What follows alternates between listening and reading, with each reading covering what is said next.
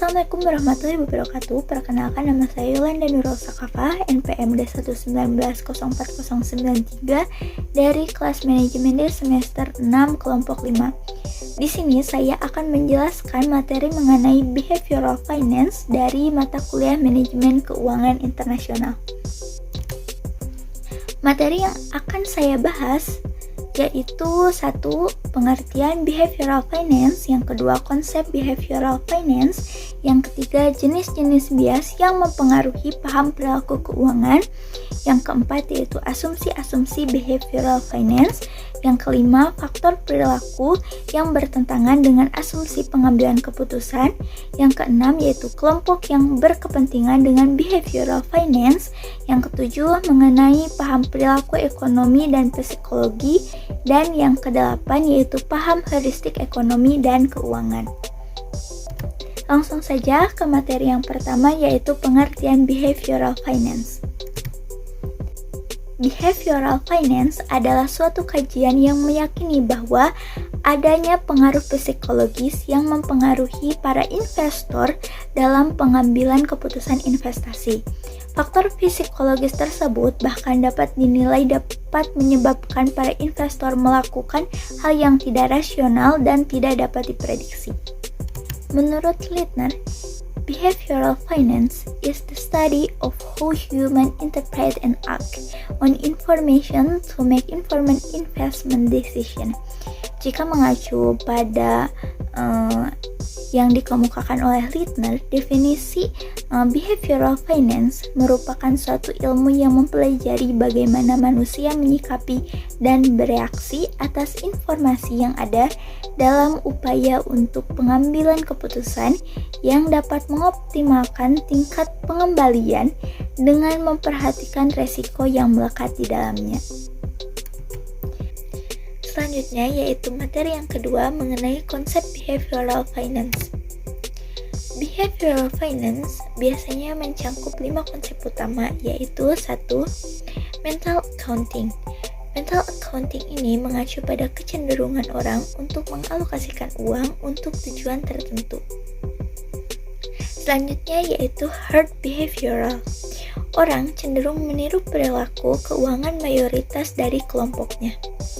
Yang ketiga yaitu ada emotional gap, yaitu mengacu pada pengambilan keputusan berdasarkan emosional seperti kecemasan, kemarahan, kesedihan, dan lain-lain.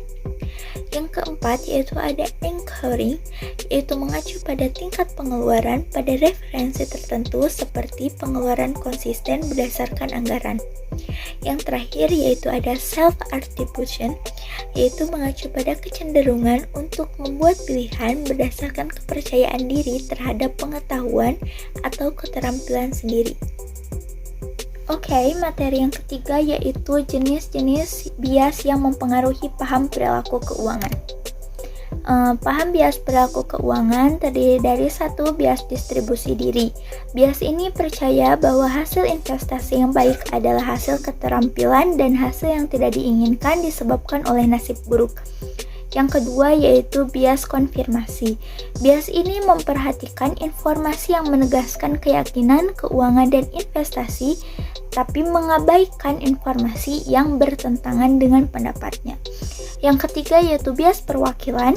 Bias ini percaya bahwa dua hal atau peristiwa lebih berkorelasi erat daripada yang sebenarnya. Yang keempat yaitu bias pembingkaian. Bias ini bereaksi terhadap peluang keuangan tertentu berdasarkan bagaimana hal itu disajikan. Yang kelima yaitu bias penahanan, yaitu membiarkan harga atau angka pertama yang ditetapkan terlalu mempengaruhi pendapat. Yang keenam yaitu bias keengganan kerugian. Bias ini mencoba menghindari kerugian lebih dari sekedar mengakui keuntungan investasi, sehingga peluang investasi yang diinginkan terlewatkan. Materi selanjutnya yaitu mengenai asumsi-asumsi behavioral finance menurut Shevrin. Terdapat 3 asumsi behavioral finance. Yang pertama yaitu asumsi bahwa Para perilaku keuangan konsisten terhadap kesalahan yang diperbuat karena mereka selama ini melakukannya yang dikenal dengan rules of thumb. Yang kedua yaitu asumsi bahwa pertimbangan suatu masalah melibatkan persepsi para pelaku keuangan terhadap resiko return. Yang ketiga yaitu asumsi bahwa ada bias harga yang telah terbentuk disebabkan oleh luasnya nilai fundamental sehingga terbentuklah pasar yang tidak efisien. Materi selanjutnya yaitu mengenai faktor perilaku yang bertentangan dengan asumsi pengambilan keputusan. Menurut Habersky dan Kahneman pada tahun 1974 mengungkapkan ada 3 faktor pada perilaku manusia yang bertentangan dengan asumsi-asumsi dalam pengambilan keputusan. Yang pertama yaitu risk attitude. Asumsi ini menganggap bahwa manusia merupakan makhluk yang tidak menyukai resiko.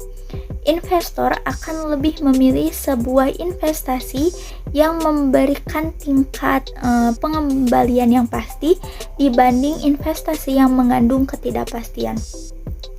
Yang kedua yaitu overconfidence. Manusia memiliki kecenderungan untuk terlalu yakin atas kemampuan untuk berhasil. Kondisi ini merupakan cerminan dari tingkat keyakinan untuk mendapatkan sesuatu.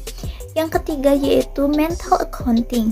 Hal ini merujuk pada kecenderungan investor untuk mengelompokkan keuangan mereka menjadi beberapa rekening didasarkan pada kriteria yang subjektif seperti sumber pendanaan dan maksud pemanfaatan penghasilan. Pengalokasian ini berfungsi berbeda-beda pada setiap rekeningnya, menyebabkan dampak irasional pada keputusan keuangan yang menyimpang dari konsep ekonomi konvensional. Oke, materi yang keenam yaitu mengenai kelompok yang berkepentingan dengan behavioral finance. Menurut Richard D. and Simon pada tahun 2000 mengelompokkan menjadi 3 kelompok individu yang memiliki kepentingan terhadap behavioral finance. Yang pertama adalah individual seperti small investor, portfolio manager, dan pension board. Yang kedua ada grup seperti investor reksadana, dan yang ketiga ada organization seperti financial institution, non-profit organization, universities. Materi yang ketujuh mengenai paham perilaku ekonomi dan psikologis. Paham perilaku ekonomi dan psikologis. Memahami perilaku ekonomi dan psikologis ekonomi adalah bidang studi yang disebut ekonomi perilaku. Hal ini mengungkapkan psikologis dan ekonomi untuk mengeksplorasi mengapa orang-orang mengambil keputusan secara emosional dibanding mengambil keputusan secara logis, dan mengapa mereka tidak mengikuti prediksi model ekonomi yang diterima di masyarakat secara luas. Oke, materi yang terakhir yaitu mengenai paham heuristik ekonomi dan keuangan. Paham heuristik ekonomi dan keuangan menurut Herbert Simon, menurutnya perilaku ekonomi kebanyakan orang menggunakan heuristik ketika dihadapkan dengan masalah yang kompleks. Heuristik adalah jalan pintas mental yang sering digunakan untuk memutuskan sesuatu secara cepat atau tidak memutuskan sama sekali. Investor dan profesional keuangan sering menggunakan heuristik ketika menganalisis keputusan investasi. Heuristik sering didasarkan pada asumsi atau aturan praktis yang sering terjadi tapi tidak selalu terjadi. Oke, mungkin cukup sekian materi yang dapat saya paparkan. Mohon maaf apabila ada kesalahan. Semoga video yang saya sampaikan dapat bermanfaat. Terima kasih. Wassalamualaikum warahmatullahi wabarakatuh.